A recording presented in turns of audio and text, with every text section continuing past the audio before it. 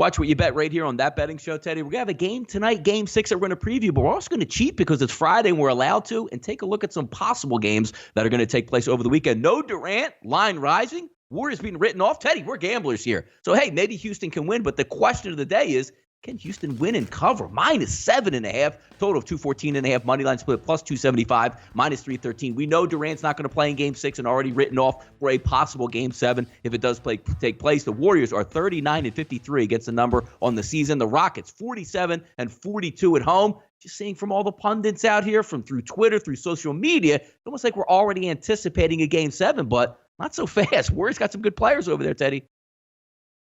Yeah, and this line is a head scratcher for me. And I understand the concept. All right.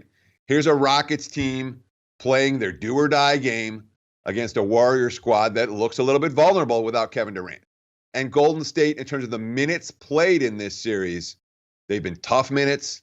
They've been deep minutes because the bench hasn't stepped up. So the markets are saying this is a tired Warriors team. They're not just banged up.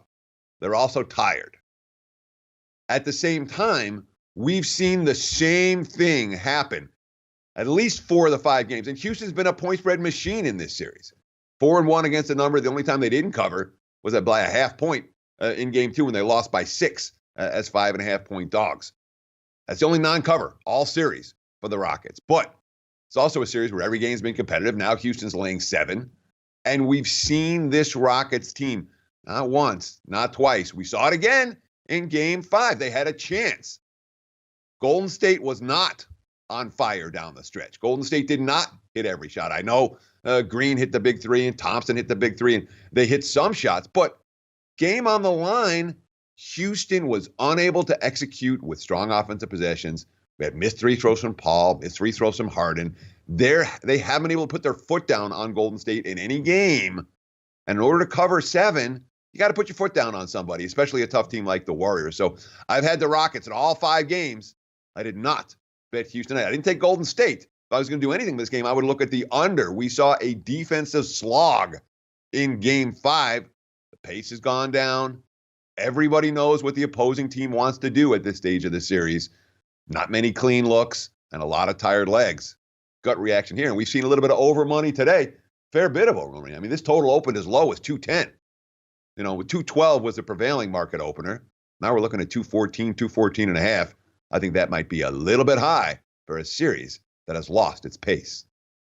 And also, Teddy, when you take a look at this series yesterday, we knew the Kevin Durant MRI information was coming, but if you read the tea leaves there with the calf strains, probably a good chance that he wasn't going to be available for 6 or even Game 7. Those plus 210s, plus 215s, plus 220 series price for the Rockets were still out there. Once that MRI came down, money came in, Teddy. Now you're hard-pressed to find something around that plus 150, plus 145 range. So we'll keep it interesting there. I do have a small ticket in my pocket for the Rockets, so I will be rooting for them tonight in order to force a Game 7, but it's going to be a lot of fun to watch. Game 7 in the North. We watched it last night, Game 6 in Philadelphia, forcing that Game 7. Raptors early line, Teddy, favored by 6, total of 209. Moneyline split plus 225, minus 265. This game is going to take place on Sunday. It is Sunday evening at 7 o'clock. Good for me. Get to go out to brunch with the wife and with the mother-in-law and all that stuff and have a little bit of fun. Be home in time for this game. Sixers 45-48 against the number on the season. The Raptors 44-47. As we talked about it previously, Teddy, Sixers struggles in Toronto, but the game can be completely different. Let's not forget, at least half these games in the series, Joel Embiid hasn't been right. If you can catch him on Sunday where he's healthy and ready to go, heck, plus 40 last night, and he didn't even score the basketball that much. It's going to be an interesting game on Sunday, and one that I'm going to look forward to. Yeah, it should be a lot of fun to watch. Hopefully, a lot of fun to bet on, depending, of course, on which side you're going to have in this one. And we talk about what happened last night. It was almost the actual reverse of what happened Game 5. Game 5 in Toronto, basically every Raptor played well. I mean, they were as deep. They looked every bit as deep as they did in the regular season. They got contributions from up and down the roster. It wasn't just Kawhi. And for the Sixers, everyone played lousy. And last night it was the exact opposite. We saw Ben Simmons with a huge game. We saw Joel Embiid, the plus 40, despite the fact that he wasn't a enormous impact player on the offensive end. Jimmy Butler had a big game last night. And even with Tobias Harris not shooting well, they got the bench production. I mean, it was as well as Philly could play. Ben Simmons, it was amazing focus. Everyone was locked in. We knew what was at stake. Embiid, I knew I had to come in with high spirits. If I've got to play 45 minutes and push myself out there, that's what I'll do. You know, all that being said, now you got to do it again. You got to do it in Toronto. You got to do it in a place where you haven't had a whole lot of success. And you have to do it against a Raptors team that I'm confident Toronto's going to play better than they did in Game 7 they did in Game 6. The question is, in this series, when Embiid's been healthy, Philly's been the better of these two teams, period. Is Embiid going to be at 100%? Is he going to be close to 100%? And can Toronto solve their shooting woes? Because, I mean, they missed threes. That was the difference in game. That was one of the differences in Game 6, was they missed a bunch of threes. You know, they only had 3 of them in the first half, and by second half, it was garbage time. They didn't get out in the transition, only scored 4 fast break points before halftime when we're trailing by margin. These are things that the Raptors are capable of doing better. And, of course, Toronto is the team that's been in these spots before. Philly, not so much. So that's another advantage, Raptors. And when you talk about the long-term history of Game 7s, pretty good for the home team. You better have a darn good reason if you're taking the dog plus the points on the road in Game 7.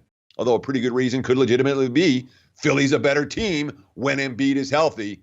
And Embiid, in theory, is supposed to be healthy for Sunday.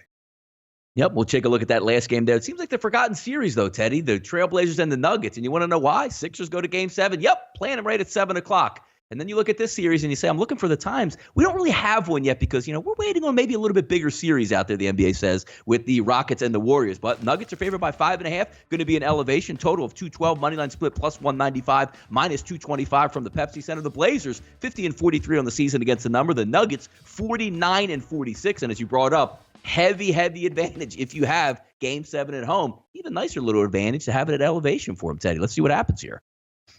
Sure. And again, I mean, when you look at the quotes, you know, coming out of last night, and this is, of course, and I'm going to start with Damian Lillard, you know. I think over the course of the series, at least after Game 1, I just haven't seen the ball go in consistently enough. My job is stay aggressive, keep doing what I do. And tonight, shots fell. Of course, Lillard, at 32 last night. McCollum had 30. That's what Portland needs to do. You know, Lillard talking about he hasn't played a Game 7 in his career.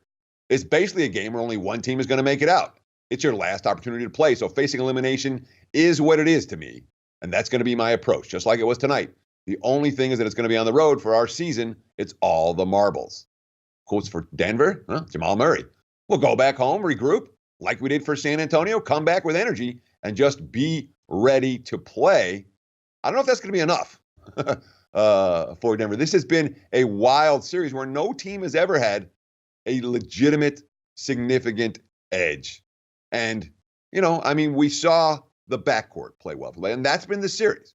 When Lillard and McCollum are hitting, Denver's in trouble. When Denver's been able to defend that duo effectively, Portland's been in trouble. I like the quote from Enes Kanter, you know, we don't quit. I mean, that's one thing, we don't quit. I mean, we lost Game 5 by what, 26 points? We know we're capable of winning there. We can beat that team. That's a bet on quote. Portland's the team with the playoff experience, but Denver's the team who we trust on defense, and Denver's the team who won a Game 7 at home in the first round against the Spurs. This one should be fun, and frankly, I have no idea how to bet it. I will likely be passing Nuggets and Blazers given the current market conditions.